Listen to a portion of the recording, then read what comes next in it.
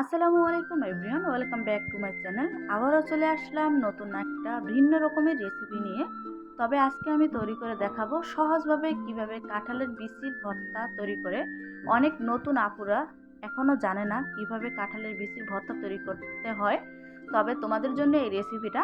আর নতুন আপুদের বলবো, ভাইয়া অ্যান্ড আপুদের বলবো, আমার চ্যানেলটা সাবস্ক্রাইব করে আমার পাশে থাকবেন আর সম্পূর্ণ ভিডিও দেখার অনুরোধ রইল। তো চলুন দেখতে থাকুন। এখানে আমি প্রথমে একটা প্যান বসাই দিলাম। তো এখানে দিয়ে দিব সরিষার তেল। আপনারা চাইলে সরিষার তেলের পরিবর্তে রেগুলার যে রান্না করি ওই তেলটাও দিতে পারেন।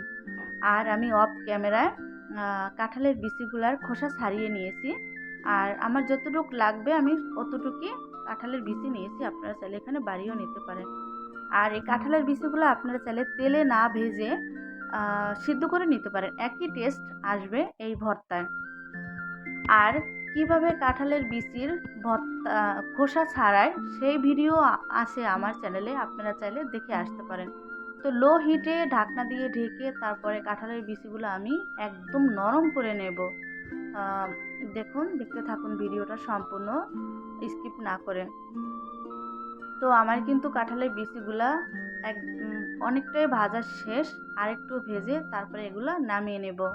তো কে কোথা থেকে ভিডিওটা দেখছেন, কোন জেলা থেকে দেখছেন, অবশ্যই কমেন্টের মাধ্যমে জানাবেন। তাহলে আপনাদেরকে ধন্যবাদ জানাতে ভালো সুবিধা হবে আমার। তো দেখুন, আমার কিন্তু কাঁঠালের বিচিগুলা ভাজা শেষ। এখন আমি এই কাঁঠালের বিচিগুলো তুলে নিয়ে তারপরে এখানে মরিচ ভেজে নেব। আমি এখানে কিন্তু শুকনো মরিচ নেব। আপনারা চাইলে শুকনো মরিচ কাঁচা মরিচ মিক্স করে ভর্তাটা তৈরি করতে পারেন। আর ঝালের পরিমাণটা আপনারা বাড়িয়ে কমিয়ে নিতে পারেন। তো এখানে কিন্তু আমি 5টা মরিচ দিয়েছি। আর দিয়েছি মানে একটা বড় রসুনের 4টা, মানে রসুনের কুয়া বলেন ওইটাই দিয়েছি। তো এখন আমি মরিচগুলো ভালো করে ভেজে নেব। যে যেখান থেকে ভিডিওটা দেখছেন তাদেরকে অসংখ্য ধন্যবাদ। যারা ভিডিও দেখতে দেখতে লাইক দিতে ভুলে গেছেন, প্লিজ লাইক দিয়ে দিবেন।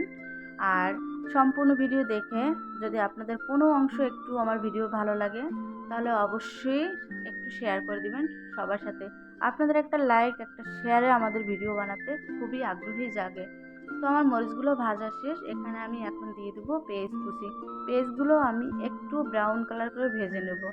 আপনারা চাইলে কাঁচা পেঁয়াজ দিয়ে ভর্তাটা তৈরি করতে পারেন, টেস্টের ব্যালেন্সটা একই রকম থাকবে।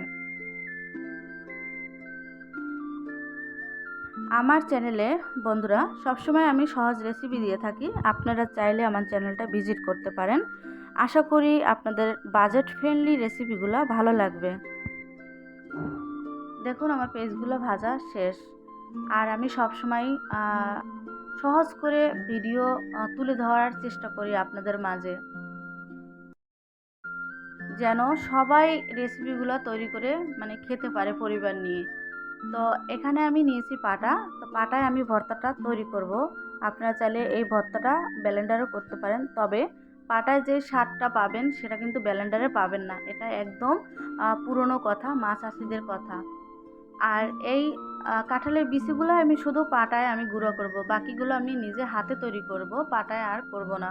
আপনারা চাইলে পাটায় সম্পূর্ণ ভর্তাটাই তৈরি করতে পারেন।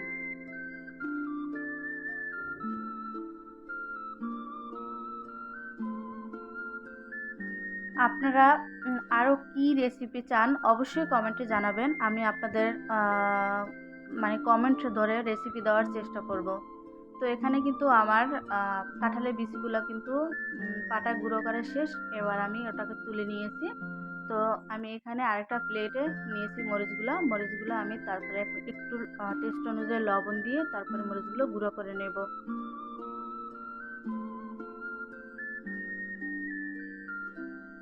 ভিডিওটা প্লিজ স্কিপ করবে না বন্ধুরা। একটা ভিডিও বানাতে অনেক কষ্ট হয়। যারা ইউটিউবে কাজ করে বা তারা জানে, চ্যানেল নিয়ে যারা কাজ করে জানে তারা যে একটা ভিডিও বানাতে কতটা কষ্ট হয়। তো আমার মরিচগুলো কিন্তু একদম গুঁড়া করা শেষ। এখানে আমি এখন দিয়ে দেবো রসুনগুলো আমি একটু ভালো করে একদম গুঁড়ো করে মানে ভেঙে নেব, গলিয়ে নেব। আর আমার চ্যানেলে ভাজা রসুনের ভর্তার রেসিপিও আছে। আপনারা চাইলে আমার যদি পছন্দ করেন তো এই রেসিপিটাও দেখে আসতে পারেন। তো আমার কিন্তু এখানে দিয়ে দিলাম বেরেস্তা করা সেই পেঁয়াজগুলা। এভাবেও কিন্তু পেঁয়াজ মরিচের ভর্তাও দিয়েও অনেকগুলো ভাত খাওয়া যায়। তো এখানে আমি কিন্তু একটু সরিষার তেল দিয়েছি। এখন এখানে আমি দিয়ে দেবো গুঁড়ো করা সেই কাঁঠালের বিচিগুলা। এভাবে দিয়ে তারপর ভর্তা তৈরি করে নেব, তাহলেই আমার ভর্তা তৈরি করা শেষ।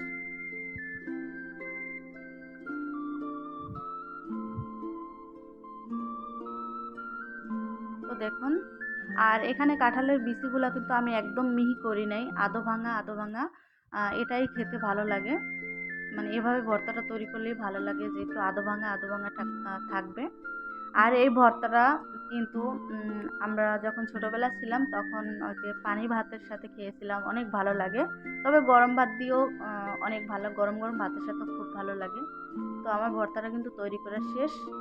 এবার আপনাদেরকে সার্ভ করে দেখাবো যে কতটা লোভনীয় আর কতটা সুন্দর হয়েছে। তো আপনাদের কাছে রিকোয়েস্ট, আপনারা বাসায় তৈরি করবেন। তো উপর থেকে একটু সরিষার তেল দিয়ে তারপর আমার ভর্তাটা এখানেই শেষ করলাম। তো সবাই ভালো থাকবেন, সুস্থ থাকবেন। দেখা হবে নতুন কোনো ভিডিও নিয়ে। আর আমার ভিডিওটা যদি আপনাদের কাছে ভালো লাগে, বেশি বেশি একটু শেয়ার করে দিবেন।